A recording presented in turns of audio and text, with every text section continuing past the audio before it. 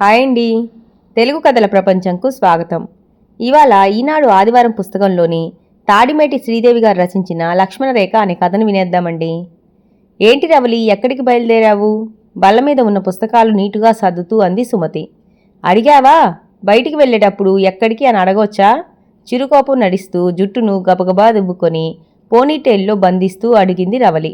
Exams దగ్గరికి వస్తున్నాయి కదా, ఇప్పుడు ఇంత అర్జెంటుగా ఎక్కడికి వెళ్తున్నావు అని అడిగాను. నా అపరాధాన్ని క్షమించు తల్లి, చేతులు జోడించింది సుమతి. అలా రా దారికి. ఇంకా 8 అయింది, ఓ గంటలోపే వచ్చేస్తాను.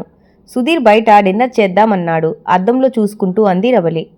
ఎందుకు ఇలా రాత్రిపూట బయట తిరగటం? ఎన్నిసార్లు చెప్పినా నీకు అర్థం కావటం లేదు.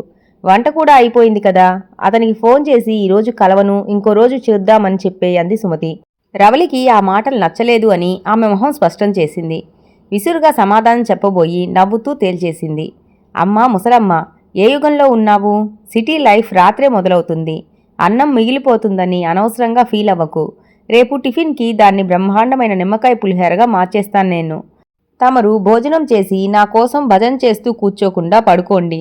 కొంచెం లేట్ అయినా కంగారు పడకు, కొంపలు మునిగిపోవు అంటూ సమాధానం కోసం ఎదురు చూడకుండా గడప దాటింది. సుమతి, రవలి ఒకే ఊరి వాళ్ళు.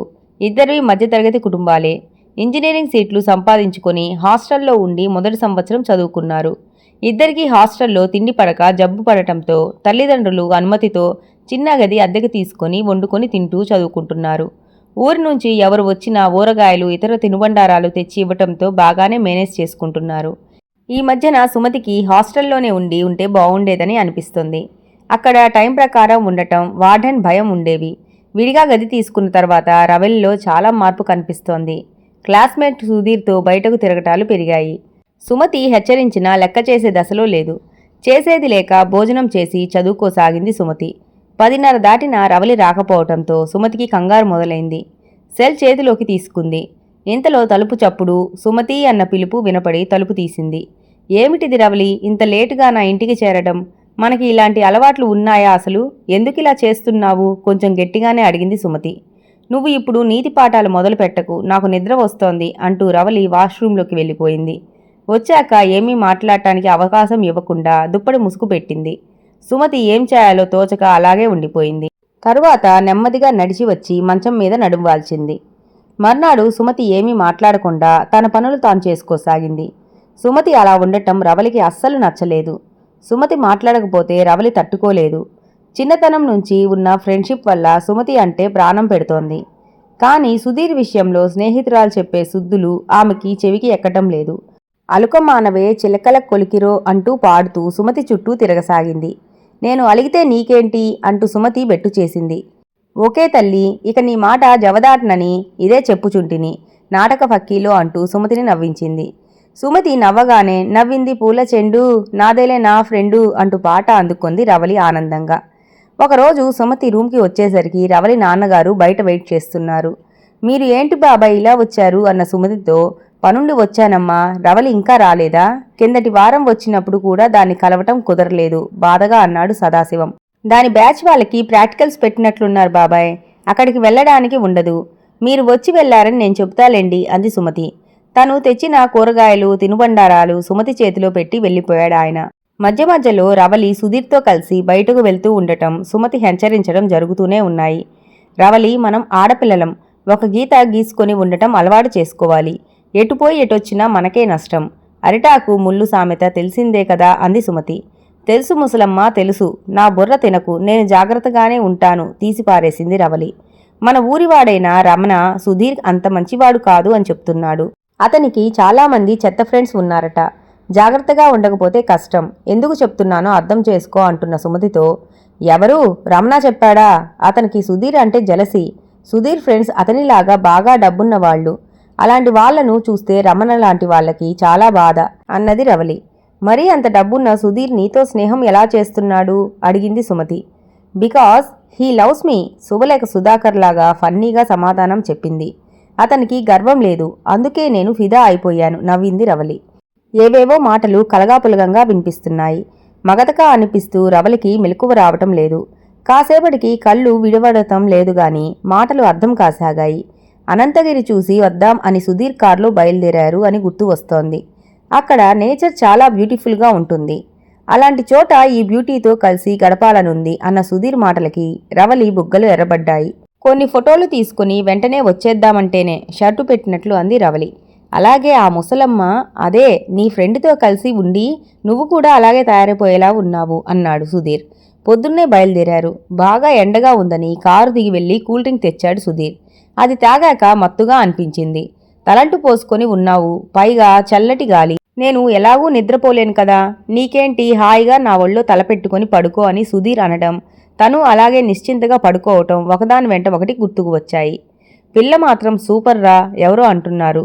జామ పండులా నోరూరుస్తుందిరా ఇంకో గొంతు. గట్టిగా మాట్లాడకండిరా, మెలకువ వస్తే కష్టం. ఇంకాస్త ఎక్కువ కలపలేకపోయావా? వెనక నుంచి వెకిలి నవ్వు ఒకటి వినపడింది. ఇంకా కలిపితే ఆ టైంలో కూడా నిద్రపోతే మజా ఏముందిరా ఇంకొకడు అంటున్నాడు. వీళ్ళు ఎవరు? కారులోకి ఎప్పుడు ఎక్కారు?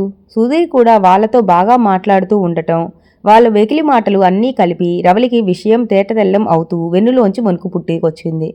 పూర్తిగా అన్నీ తెలుసుకున్నా అలానే పడుకుని ఉండిపోయింది. ఇంకా ఎంత దూరం రా మన లవ్లీ స్పాట్ అంటున్నవాడితో. ఇంకో 50-60 కిలోమీటర్లు ఉంటుంది. ఈలోగా ఆ బ్యాగ్ తీసి చిప్స్ అవి ఉన్నాయి తినండి అన్నాడు సుధీర్. ఇప్పుడు అరిచి గోల చేసినా ఉపయోగం ఉండదు. తెలివిగా ఆలోచించాలి.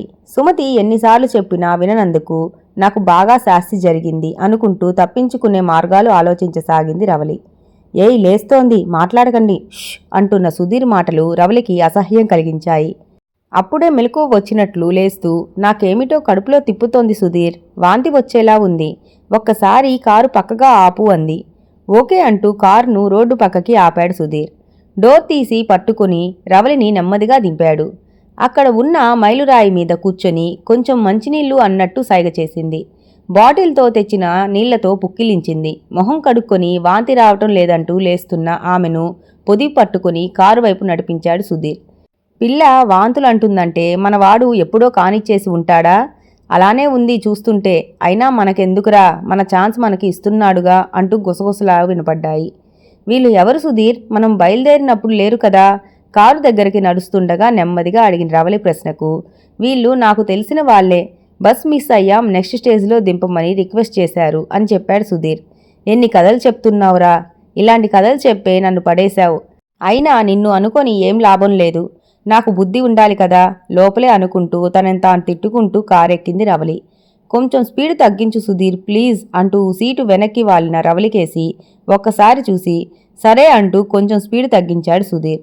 కారు 10-15 కిలోమీటర్లు దూరం వెళ్లేసరికి పోలీస్ వ్యాన్ కారుని ఆపేసింది. ఈ అమ్మాయిని బలవంతంగా తీసుకెళ్లిపోతున్నందుకు మిమ్మల్ని అరెస్ట్ చేస్తున్నాం అన్నాడు ఇన్స్పెక్టర్. ఏమిటండి, ఈ అమ్మాయి మా కజిన్, మేమందరం అనంతగిరి చూడటానికి బయలుదేరాం. ఎవరిని పడితే వాళ్ళని అరెస్ట్ చేసేయడం ఏమిటి అంటూ దబాయించాడు సుధీర్. అతనికి వంతపాడారు మిగిలిన ముగ్గురు ఫ్రెండ్స్. ఆహా అలాగా, ఆ అమ్మాయినే అడుగుదాం ఉండండి అంటూ రవలికేసి చూశారు ఇన్స్పెక్టర్. ఏమాత్రం భయపడకుండా చెప్పు తల్లి, నీవు నీ ఇష్టప్రకారం వీళ్ళతో వెళ్తున్నావా? కాదంటే నిన్ను మీ ఇంటి దగ్గర దిగబెట్టి మేము వీళ్ళ పని పడతాం అన్నారాయన. నేను రావటం నా ఇష్టప్రకారమే వచ్చినా ఇతను నన్ను మోసం చేయాలని చూశాడు సార్. ప్రేమిస్తున్నానని చెప్తే నమ్మి సైట్ సీయింగ్ అన్నాడని వచ్చాను. నాకు కూల్ డ్రింక్లో మత్తుమందు కలిపి ఇచ్చి తన ఫ్రెండ్స్తో కలిసి నన్ను వీళ్ళు మాటలు పగలక చున్నీ అడ్డు పెట్టుకుని బోరుమంది. మీరు చదివిన చదువులు మీకు లోకజ్ఞానం ఇవ్వటం లేదు, ఆడపిల్లలను అక్కా చెల్లెలలా చూడాలనే సంస్కారం నేర్పటం లేదు అంటూ నిట్టూర్చాడు ఆయన. ఇదిగో 302, నువ్వు ఈ అమ్మాయిని జాగ్రత్తగా ఇంటికి చేర్చు. నేను వీళ్ళని కృష్ణ జన్మస్థానానికి తీసుకువెళ్తాను. నువ్వు వీళ్ళ కారు తీసుకుని రావయ్యా అంటూ ఇంకో కానిస్టేబుల్కి అప్పచెప్పాడు ఆయన. అసలే రవలి రాలేదని కంగారు పడుతున్న సుమతి పోలీస్ కానిస్టేబుల్తో వచ్చిన రవలిని చూసి మరింత కంగారు పడింది. ఏమైందే అలా ఉన్నావేమిటి అంటూ ప్రశ్నలు గుప్పించసాగింది. కానిస్టేబుల్ జరిగింది చెప్పి వెళ్ళిపోయాడు. సుమతి రవలిని కౌగిలించుకొని ఎంత గండం తప్పిందే బాబు, నేను మొత్తుకుంటుంటే విన్నావా అంటూ కంటతడి పెట్టుకుంది. సుమతి మెడ చుట్టూ చేతులు వేసి రవలి ఇంకెప్పుడు నువ్వు చెప్పిన దానిని కాదన్ను అంటూ వెక్కిళ్లు పెడుతూ ఏడవటం మొదలుపెట్టింది. ఊరుకో అంటూ వెన్ను నిమురుతూ ఇంతకీ పోలీసులు ఆ టైంకి ఎలా వచ్చారో ఆశ్చర్యంగా అంది సుమతి. నీదై వల్లే అన్న రవలిని వింతగా చూస్తూ నా వల్ల అంటూ తెల్లబోయి కళ్ళు పెద్దవి చేస్తూ అంది సుమతి.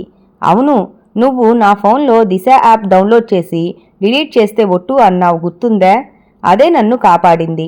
నేను వాంతి వస్తోందని అబద్ధం చెప్పి కారు పక్కకి ఆపించాను. సుధీర్ని మంచినీళ్ళ బాటిల్ తెమ్మని అతను వచ్చేలోగా చున్నీ చాటును పెట్టుకొని సెల్లో దిశ యాప్ ఆపరేట్ చేశాను. నేను ఎక్కడి నుంచి ఆపరేట్ చేశానో వెంటనే తెలిసి త్వరగానే పోలీసులు వచ్చేశారు. నీ రుణం తీర్చుకోలేనే అంటున్న రవలిని తప్పిపోయిన పిల్ల ఇంటికి తిరిగి వచ్చినప్పుడు తల్లి హత్తుకున్నట్లు మరింత దగ్గరికి తీసుకుంది సుమతి. నేటి సమాజానికి అద్దం పట్టేలాగా ఉన్న ఈ కథను చూసి కొంతమంది ఆడపిల్లలైనా జాగ్రత్త పడతారనుకుంటాను. కథ బాగుంది కదండి. ఈ కథ గనక మీకు నచ్చినట్లయితే లైక్ చేసి, షేర్ చేసి, కామెంట్ చేసి మన ఛానల్కి సపోర్ట్ చేసేయండి ఫ్రెండ్స్. ఇక ఉంటానండి. By by.